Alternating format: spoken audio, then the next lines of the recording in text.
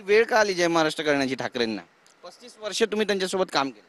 मी सांगितलं आपल्याला 2024च्या निवडणुकीच्या पराभवाला जी कारणं मंडळी आहेत त्यांची स्पष्टपणे माहिती मी उद्धव साहेबांकडे दिली आणि त्यानंतर मी शांत होतो आणि त्यानंतर मी आज रोजी प्रवेश करण्याचा निर्णय घेतलेला आहे. आज मी माझ्या सर्व सहकाऱ्यांच्या समवेत माझ्या मतदारसंघातले असणारे अनेक पदाधिकारी आहेत, लोकप्रतिनिधी आहेत, ही सर्व मंडळी या ठिकाणी मोठ्या संख्येने आलेले आहेत. माझ्या माहितीप्रमाणे एक 600-700 लोक जवळजवळ या ठिकाणी असतील.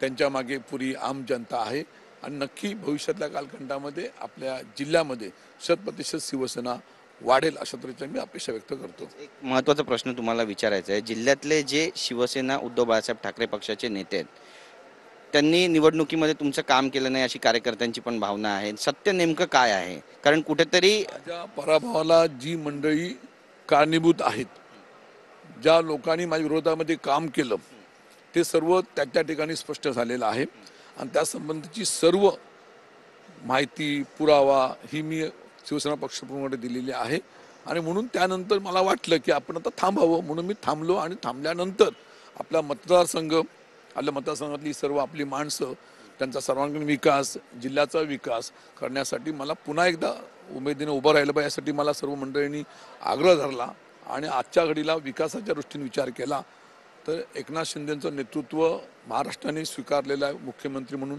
आणि त्यांच्या नेतृत्वाखाली आपण पुन्हा एकदा वंदनीय शिवसेना बाळासाहेब ठाकरे आणि धनुष्यबाण घेऊन आपण लोकांपर्यंत जाऊ आणि त्यानंतर नक्कीच आम्हाला अपेक्षित भविष्यातला जिल्हा महाराष्ट्र दिसेल अशा तऱ्हेच्या आमच्या अपेक्षा आहेत. मी काल एक पत्र सुद्धा लिहिलं आणि या पत्रामध्ये तुम्ही काही बाबी त्या ठिकाणी मेन्शन केल्या आहेत. या नेमक्या काय? हे पत्र तुम्ही थेट उद्धव बाळासाहेब ठाकरे यांच्या पक्षाला लिहिलेलं आहे. काय म्हणाल याबद्दल? या पक्षात मी सुरुवातीपासून काम करतोय. त्या पक्षामध्ये शिवसैनिक, नगरसेवक, नगराध्यक्ष, जिल्हा प्रमुख आणि नंतर उपनेता. आता त्या पक्षाचं मी काम करणार नाही म्हटल्यानंतर त्या पदाचा राजीनामा देणं हे माझं आद्य कर्तव्य आहे आणि म्हणून माझ्या उपनेतेपदाचा मी राजीनामा सुपूर्द केला आणि आज रोजी मी एकनाथ शिंदेंच्या सोबत कुटुंब जायचा निर्णय माझ्या सहकाऱ्यांसमोर